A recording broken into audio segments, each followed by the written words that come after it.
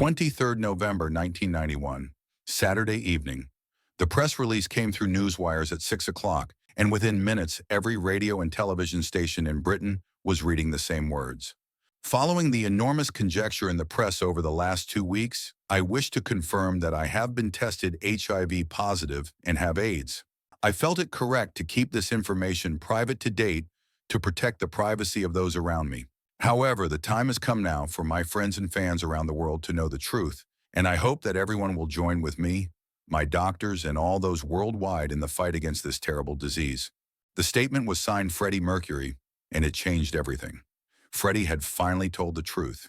He had AIDS, and everyone who read those words knew what it meant.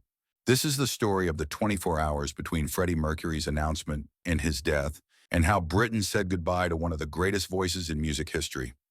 In London, 32-year-old Michael Stevens heard the news on the radio while making dinner in his small Brixton flat. The DJ's voice had gone quiet and serious in the way it did when announcing something important. And then he'd read Freddie's statement word for word without commentary. Michael had stood frozen at his kitchen counter with a knife in his hand and half-chopped vegetables on the board, and he'd felt his stomach drop in a way that was difficult to explain to anyone who hadn't been there. He'd known this was coming, had seen the photographs and read the rumors, and noticed how Freddie hadn't been seen in public for over a year. But hearing it confirmed made it real in a way speculation never could. Living in London in 1991, when AIDS was still called the gay plague by newspapers, and when being HIV positive was essentially a death sentence with no effective treatments available. He'd lost friends already, had watched men he knew waste away in hospital beds, while their families refused to visit, and doctors treated them with barely concealed disgust. Now Freddie Mercury had AIDS, which meant Freddie Mercury was going to die, and Michael wondered if maybe this would finally make people pay attention. In Manchester, 17-year-old Sarah Phillips was in her bedroom doing homework when her mother called up the stairs that Freddie Mercury was on the news.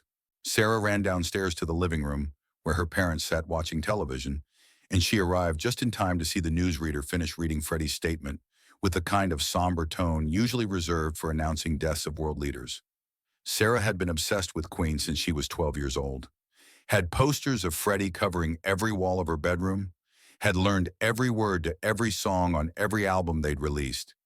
She'd watched Live Aid on television when she was 11 and had been absolutely transfixed by Freddie's performance, by the way he commanded a stadium of 70,000 people with nothing but his voice and his presence and his absolute confidence. For 6 years, Queen had been the most important thing in Sarah's teenage life, and Freddie Mercury had been larger than life, immortal, untouchable, godlike. Now, sitting in her parents' living room watching the news, Sarah felt tears starting before she could stop them because she understood what HIV positive meant, even if she didn't want to accept it. Her mother reached over and squeezed her hand without saying anything, and Sarah sat there crying while the news moved on to other stories as if this wasn't the most devastating thing that had ever happened. In Edinburgh, 58-year-old Robert MacLeod heard the news from his wife, who'd heard it from a neighbor who'd seen it on television. Robert had never been a particular fan of Queen or Freddie Mercury, found their music too theatrical and bombastic for his taste, but he understood what this announcement meant in ways younger people might not fully grasp. Robert had lived through the entire 1980s watching AIDS devastate communities while the government actively ignored it, and newspapers treated it as divine punishment for immoral behavior. He'd watched politicians refuse to fund research or treatment, had seen churches celebrate deaths as righteous judgment, had witnessed ordinary decent people turn vicious and cruel when confronted with someone who had HIV. Now Freddie Mercury, one of the most famous performers in the world, a man who'd sold hundreds of millions of records and performed for royalty, had announced he had AIDS, and Robert hoped desperately that maybe this would finally force Britain to confront the disease it had been ignoring. By Sunday morning, all of Britain knew. The newspapers were full of it, with some treating it as tragedy and others as scandal.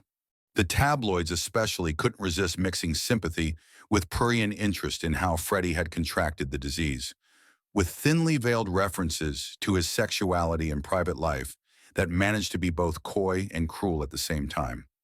The more respectable papers focused on his career and legacy, running retrospectives of Queen's greatest hits, and Freddie's most memorable performances, already writing his obituary while he was still alive. Television news programs showed footage of his Kensington home, Garden Lodge, where photographers and fans had begun gathering outside the walls, hoping for a glimpse of him or any news about his condition. The house was surrounded by high walls and electric gates, and nobody could see in. But that didn't stop hundreds of people from standing outside in the cold November rain just to be near him. Michael Stevens took the tube from Brixton to Kensington on Sunday afternoon, needing to be with other people who understood what this meant, who felt the same crushing weight of knowing what was coming. When he arrived at Garden Lodge, there were already several hundred people gathered on Logan Place, the narrow street that ran alongside Freddie's property.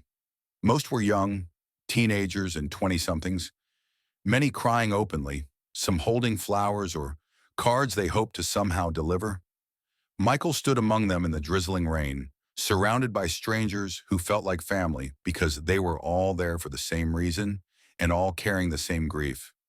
Nobody knew what to do or what to say. They just stood there in vigil, bearing witness, refusing to let Freddie be alone, even though he was behind walls where they couldn't reach him. Someone had brought a portable radio, and at some point Queen's Bohemian Rhapsody started playing. And without anyone organizing it or suggesting it, the entire crowd began singing along quietly.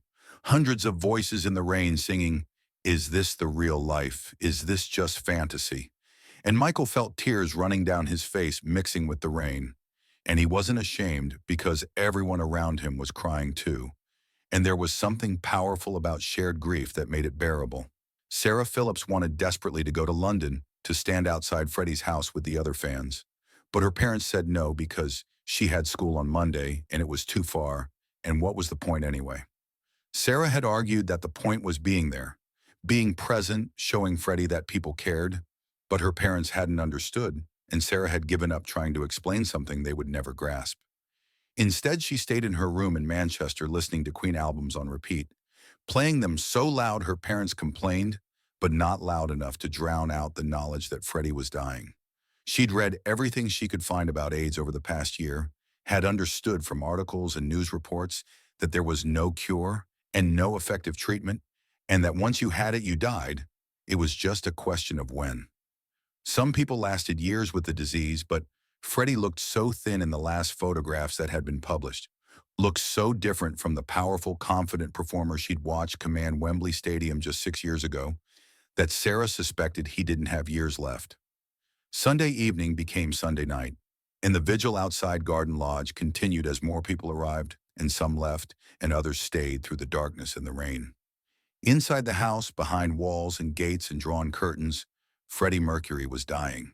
He'd been ill for years, had hidden it successfully until it became impossible to hide anymore, had continued recording music even as his body failed him, because music was what he did and who he was, and he couldn't imagine stopping.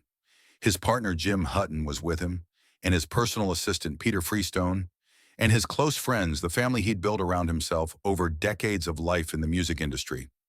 The doctors had told them months ago there was nothing more they could do, that it was just a matter of making him comfortable and waiting for the inevitable end.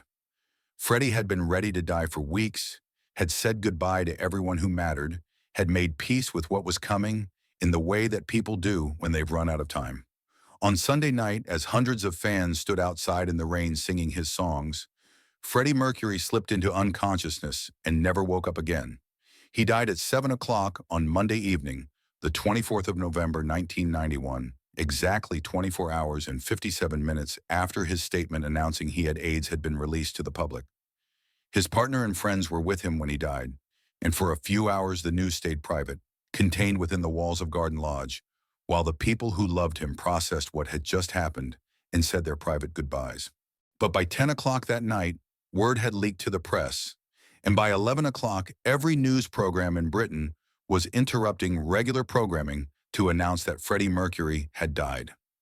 He was 45 years old, and he'd been sick for years, and he'd kept working until he physically couldn't anymore, and now he was gone. Michael Stevens was back home in Brixton when he heard the news. He'd left the vigil around 8 o'clock, cold and exhausted and needing to be alone with his thoughts. His friend Marcus called at 11 to tell him Freddie had died, And Michael thanked him quietly and hung up and sat on the edge of his bed in the dark for a long time. He'd known it was coming, had known since Saturday evening that this was inevitable. But knowing something intellectually was different from feeling it hit you like a physical blow. Freddie Mercury had been the most famous openly gay man in Britain, even if he'd never explicitly said the words, "I am gay," in public. Everyone had known, and Freddie had never hidden it exactly.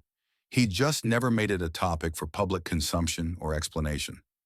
He lived his life the way he wanted to live it, had loved who he wanted to love, and he'd never apologized for any of it or felt the need to justify himself to anyone.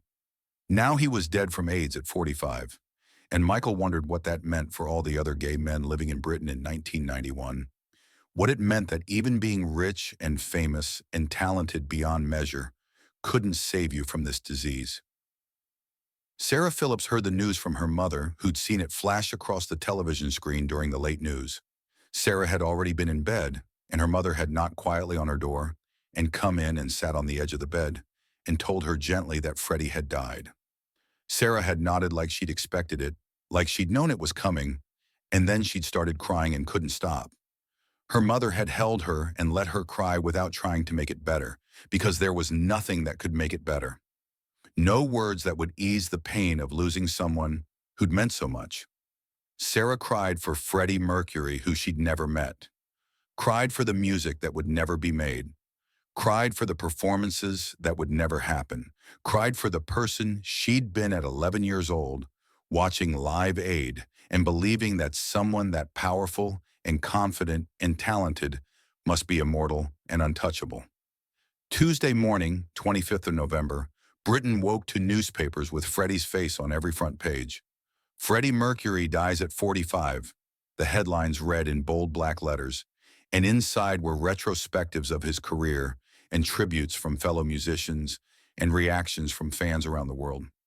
The vigil outside Garden Lodge had continued through the night, and by Tuesday morning, thousands of people had gathered to leave flowers and cards and stuffed animals and photographs.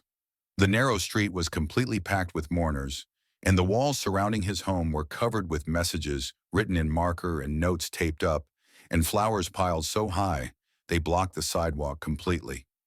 People stood in the cold, signing a condolence book that someone had brought, writing messages to a man they'd never met but who'd meant something profound to them anyway. "Thank you for the music. You made me feel less alone. You were magnificent." Simple messages from ordinary people who'd been touched by his extraordinary talent. The funeral was private, held at West London Crematorium on Wednesday, 27th of November, with only close friends and family attending.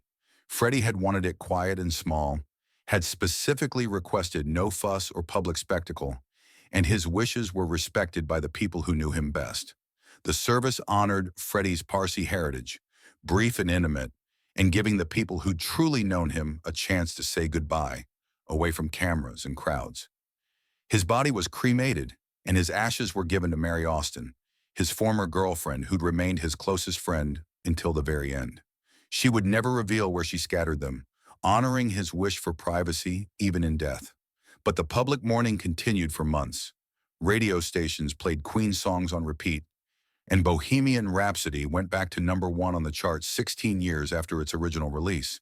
Television showed footage of Freddie at Live Aid, that transcendent 20-minute performance many considered the greatest live rock performance ever captured on film.